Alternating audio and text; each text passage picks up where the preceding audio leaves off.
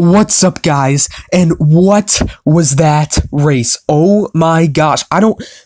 Especially those last, two laps, that last overtime session, I don't think I have ever seen anything like that in my life, with four cars there, literally four cars on track. I guess five with Denny Hamlin. That was an amazing race. That finish with Erik Jones winning the 2020 Busch Clash, getting shoved, completely pushed by his teammate Denny Hamlin to the win, and Denny Hamlin was a lap down.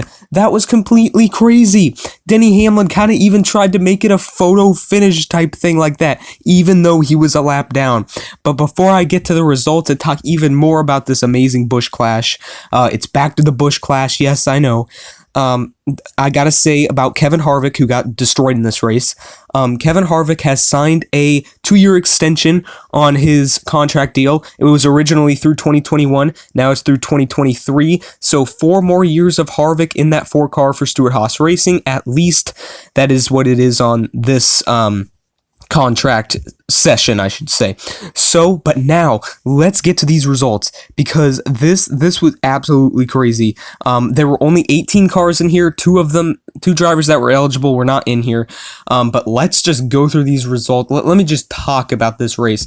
So, Erik Jones wins, Austin Dillon 2nd, Clint Bowyer 3rd, Larson 4th, Newman 5th, and Hamlin 6th. Now, Hamlin was a lap down, so only at the end, these 5 drivers were competing. Otherwise, and they all had damage. Otherwise, everybody else was out. They all had DNFs.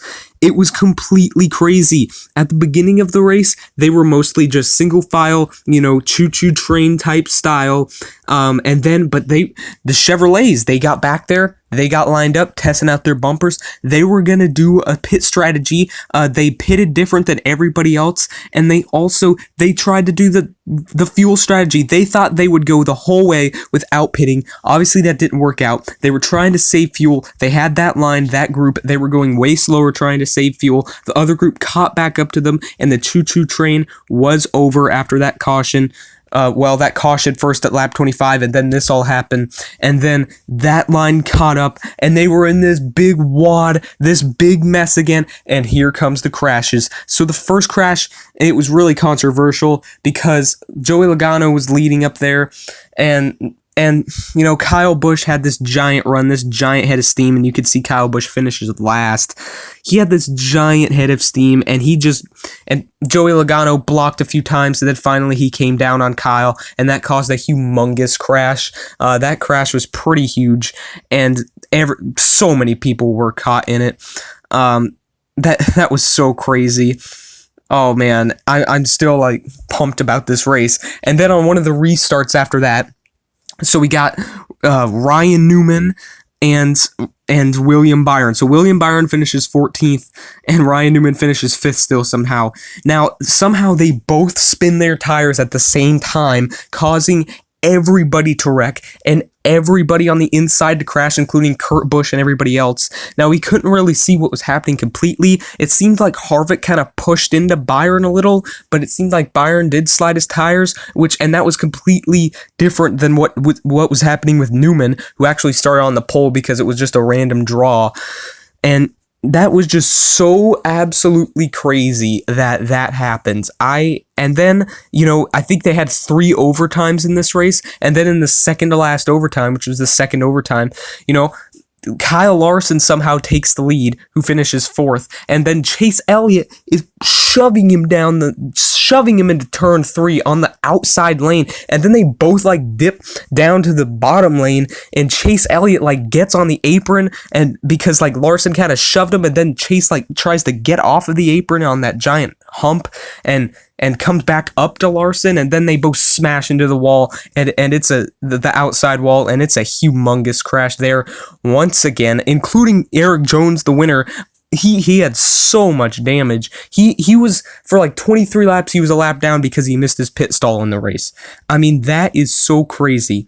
And this race was, honestly, I get it that you don't want to see all these crashes, but come on, that entertainment was so good. And unfortunately, Jimmy Johnson, who was dodging crashes left and right, finishes 11th because that barely anyone was there, but he got destroyed. Erik Almirola, one of the cleanest cars at most of the race, finishes 10th in the 10 car.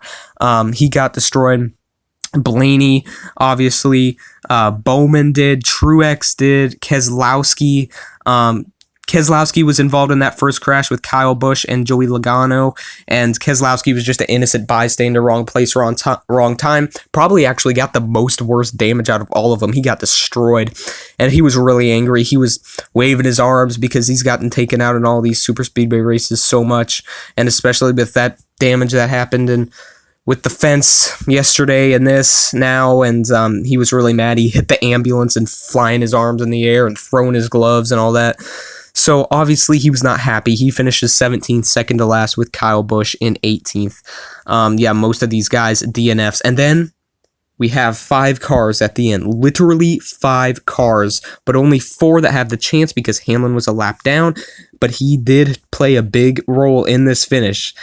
All right, so here we go. Green flag in the 3rd overtime, which ends up being the last one. They finally finished this race under green, and oh my gosh, it seems Dillon's in the lead, Newman's in the lead, then they fall all the way back to last. Then here comes Kyle Larson to the lead, who just got in that wreck with Chase Elliott. He's back to the lead. And it's so crazy that so many people survived after their first wreck, like Logano survived after his first wreck as well. And so, like, Larson's in the lead, and then Larson falls back, and Newman and Dillon are both fighting, and then they swap spots, and then Larson shoving him down the backstretch. He just shoves Erik Jones to the lead, and Erik Jones is in the lead, but then he falls to last, and so does Larson, and we think they're done for. It's between Dillon and Newman. And then, oh, this is so crazy, lap down Mr. Denny Hamlin, teammate of Erik Jones for Joe Gibbs Racing, shoves Erik Jones on the outside, going on the backstretch to the lead, and he's tandem drafting him, and it seems Austin Dillon goes below the yellow line and crazy with Ryan Newman. It seems like Ryan Newman blows up and finishes 5th, but Denny Hamlin pushes Erik Jones, the winner, all the way to the start-finish line, and then kind of swerves out right when it ends, like to be side-by-side, almost finishing ahead of him, but not technically. He was a lap down. He still would have finished 6th, kind of making it feel and look like that photo finish look. And it was so crazy. That race, my gosh, the Busch Clash, it's back. The name is back, the original name.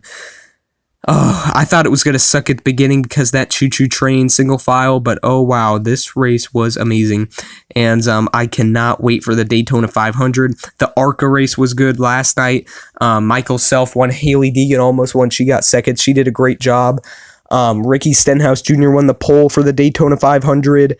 Alex Bowman qualified second. He finishes 15th in this class. He had a pretty quiet day, but got destroyed and DNF'd as well in 15th. And yeah, it was certainly a crazy day. And like the front row set for Daytona, Stenhouse, Bowman. The duels will be fun seeing who where the rest of the finish or where the rest of the qualifying order is. Justin Haley, Brendan Gaughan locked themselves in on speed into the race of the open cars. We'll see who makes it in on the duels as well.